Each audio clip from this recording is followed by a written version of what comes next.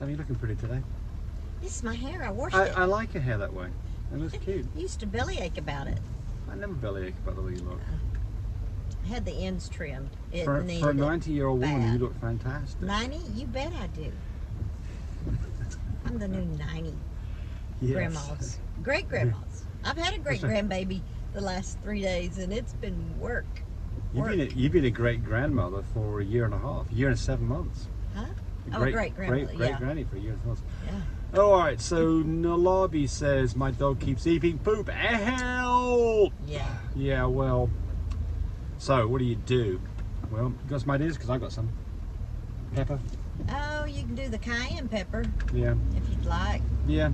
I mean, I think the first thing is you got to pick the poop up, right? You got to take the poop away, so there's less likely to find it. So that's the first thing. You got to be meticulous, keep the poop away. And then the next thing is to make the poop not taste good by putting maybe some cayenne pepper on. No, don't say. Yeah. And it's one of those things. We're getting rain. If you're wanting to know what that strange sound is, right? We're getting rain. We have not had rain in 2 months. So one of the problems is it's kind of a learned thing, and you know, they can learn this if they're young from when they're in whelping with their mum. But I think consistently getting rid of the poop, take them out to poop, pay attention where they're pooping, get rid of the poop, and then if they continue to eat it, we go pepper. So the dog maybe have a little bit of blood in it, and you don't know it, and so that makes it want to be more eatable, I guess. Yeah. I'd give the dog some probiotics and see if we got a tummy upset somewhere and it's making the poop smell different. Yeah, it's called coprogio. Yeah. I've done a video just on this, so you might look at the videos. It's probably more detailed in the video. All right. Let's have a look here. Someone's excited to see what the video is going to be on the puppies that we produced for Phoebe. So you're going to see a whole C-section video. Yeah. Yep. And they're beautiful babies. Yeah, we're not going to say don't ask any more right now. You haven't put any of the videos up? No, not yet. You haven't? No. Oh my goodness. Helen, I really like. So Warren says I really like one content. girl, 3 boys. Stop it. They're pretty. I have a chocolate trimeral. What would you select for a female to get the most diverse litter? Well, if you've got a chocolate trimeral, breed back to a chocolate with tan points with no brindle, and that carries blue. And if it's a tri, I'm assuming it carries blue and maybe cream, so those colours as well. You get a diverse litter. See what someone says, a blue female. So I wouldn't just choose a blue female because you'll just get black and tans and fawns out of that. So I would choose a dog that, since your dog carries blue and it's chocolate, I would be matching that with a dog that at least carries chocolate, blue, and tan points. Vicky Wilson. Depends on what you want out of it too. Well, she asked for the most diverse litter. Okay. Merles. Well, that's something else we do. Yeah, absolutely. You bet. Stick a Merle in there as well. Absolutely. Full fluffy. Yeah. Well, you won't get any fluffies out of it, but yeah. Carriers. Yeah, right. Absolutely. That's a start. Yeah, well, that's true. Anyway, okay. My boxer, this is Vicky Wilson. My boxer is having a natural whelp with a very short nose, and she's panting. Is it advisable to give her some oxygen from time to time? Probably not. It's probably not the reason. She's probably panting because she's getting close to whelp time. So that's the most obvious reason why she's panting. Have you been doing temperature check too? Right. It's getting close to whelp time. Look at my videos on timing whelping, because if a dog's panting, it's likely that you're getting close to whelp. And sometimes it's babies moving, but if you haven't been doing... And milk coming in could do it. If you don't know what her first breeding due date and you haven't been doing temperature check, you could be SOL on having babies. Well, get in trouble anyway. Yeah. That's what SOL is like, yeah. I thought that was... James is too old to know what SOL is. No, it's something out of luck is what SOL is. It is. It's poop out of luck. That's what SOL is. It's like Tammy's SOL, she doesn't know what she's talking about. Okay.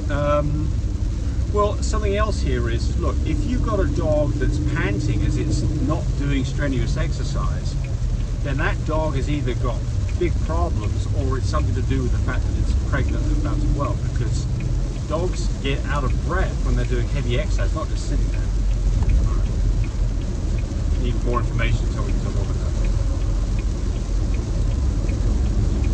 Dom 191 King says, my Isabella Lilac Blue has what DNA? Well, a Lilac Isabella, which is not the correct word of saying it. Lilac Isabella. It's just an Isabella. An Isabella would be a dog that's little b, little b, little b, little b. That is an Isabella. So it's also a blue dog, and it's if it was a lilac, then it would be a new shade, and that would be little b, little b, little c, little c, little d, little d. So, all right, the dad is a fuzz Isabella, and the mum. Dad is a fuzz Isabella, the mum is a platinum cream.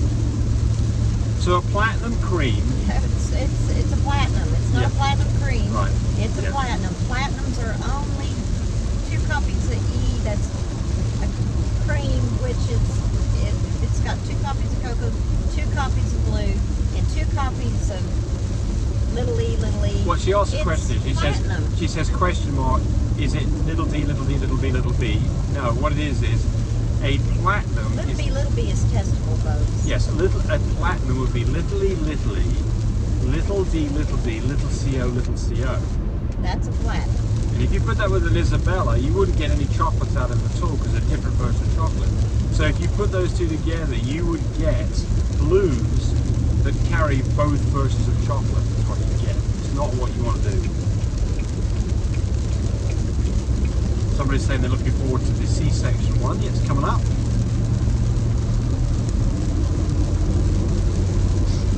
Somebody said about my video getting a dame pregnant. So that day is 13th, the date she starts bleeding. It might be day anywhere from as little as day 7 to as long as day 20. Most dogs would be ready between days 11 and 13. So you look at my videos about behavior, DNA, progesterone testing to get it right.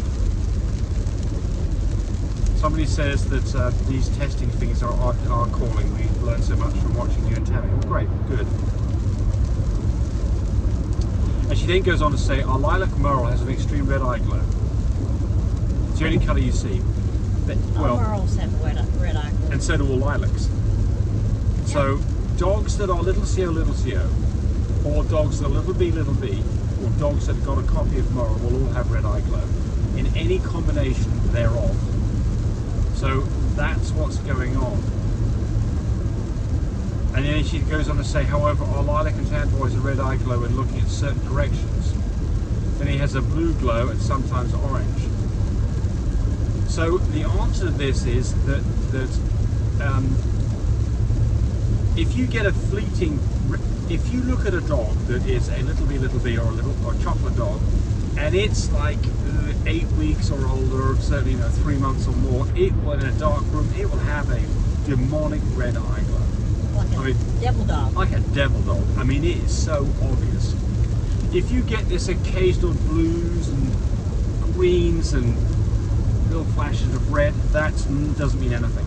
And by the way, you say you get that with your dog that's a lilac. It's not a lilac probably, because otherwise it would have a demonic red eye glow, unless it's a young dog. So I think that, and then you ask if your DNA done. then you ask, is he still a chocolate carrier? So you kind of got things mixed up here a little bit, because a lilac dog wouldn't be a chocolate carrier. It is a chocolate and blue dog.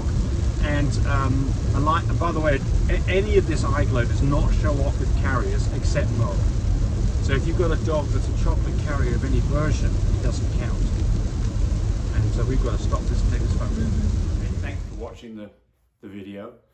I really appreciate people who subscribe to me. It helps me, encourage me to do more of these videos. But do remember, disclaimer here, I am not a vet. I'm not a licensed medical professional. I'm purely a person who's been breeding dogs for the last couple of decades. Any information that you got from this video, use at your own risk. There's nothing implied here, and certainly this should not be used as a substitute for advice from your veterinarian or your medical professional. I hope you enjoyed the video. Come back for more of them. Bye.